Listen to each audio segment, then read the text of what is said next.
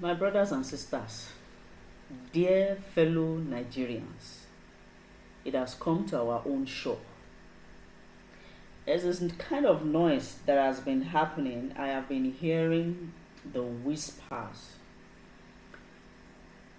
within the geopolitical terrain that their government are beginning to plan and orchestrate and work to bring up a system that monitors and controls the citizens over the finances of the citizens, and most importantly, the freedom of the citizens.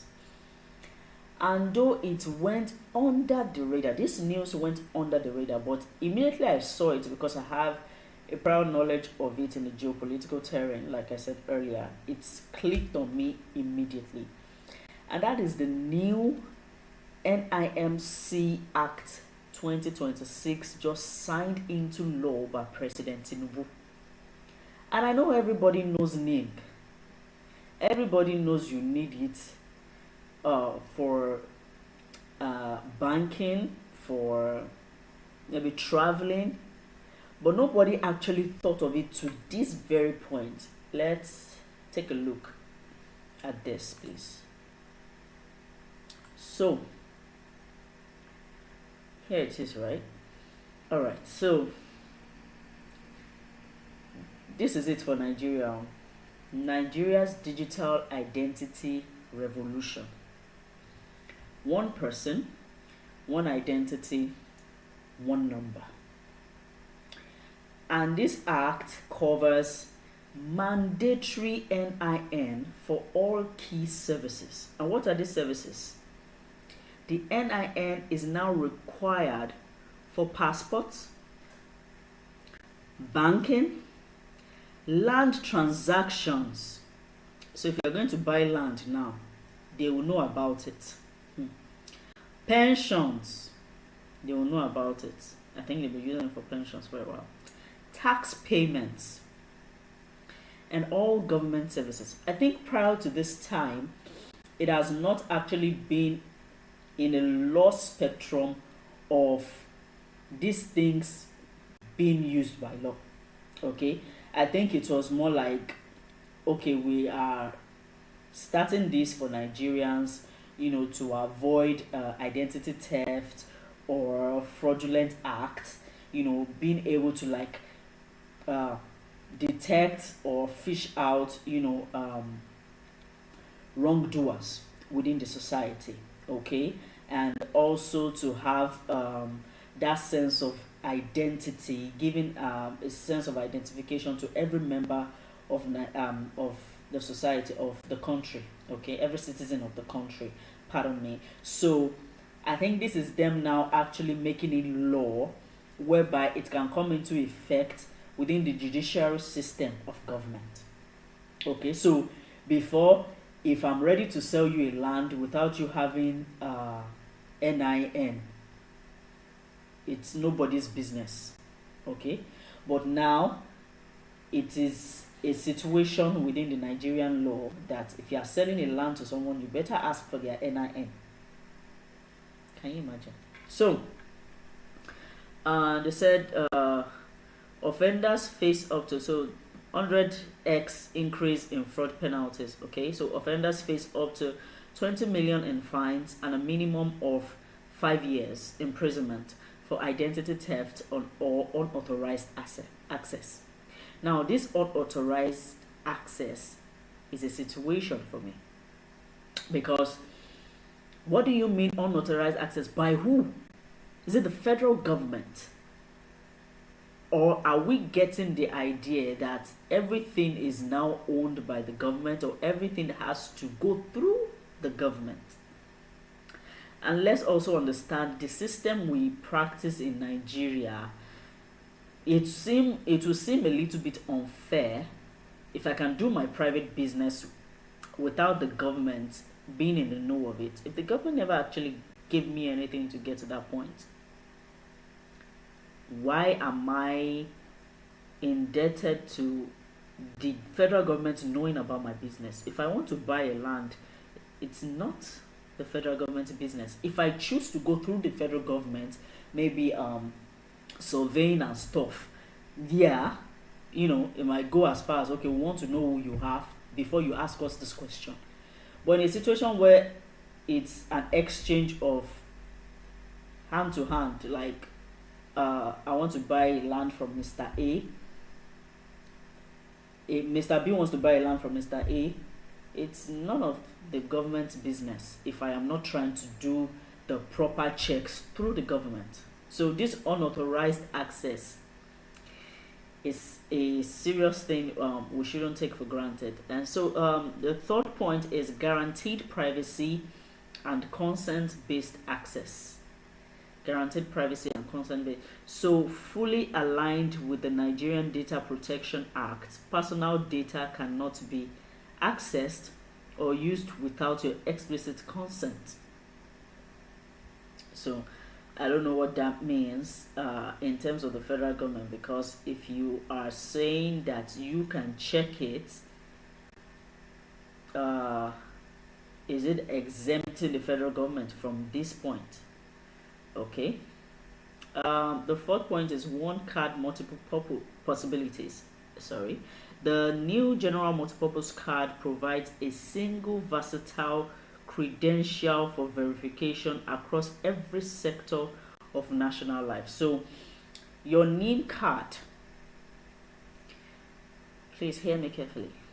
Your Nimc card is what, the way I'm reading this, I might be wrong, is what certify you as a citizen of Nigeria. Your Nimc card. Let me take it again. One card, multiple possibilities. The new general multipurpose card provides a single versatile credential for verification. Okay, for verification across every sector of national life. For verification across every sector of national life. So your Nimc card, when you provide it, which you must have, is going to be used to run your personal data to see your offenses, your defenses, maybe against the law. And you know what that means. Let me put it to you straight. So if I go to the airport and they ask for my Nimc card, and I present my Nimc card, if I have not paid a tax, the federal government might stop me going on that trip. Okay, it's already happening in the Western world anyway. If I have bought a land and I have not told the government about that land, which is none of their business, I can be stopped from traveling.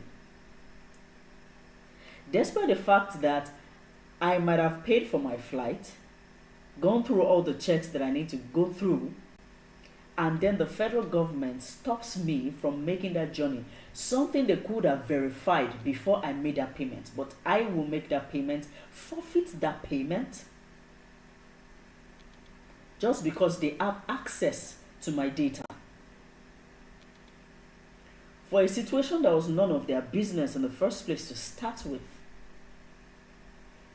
This is panning towards control, and this has begun since October 2025, when the federal government mandated every bank to be on the ISO 2022. I can't even speak. I think a system, like a mailing system, that all banks operate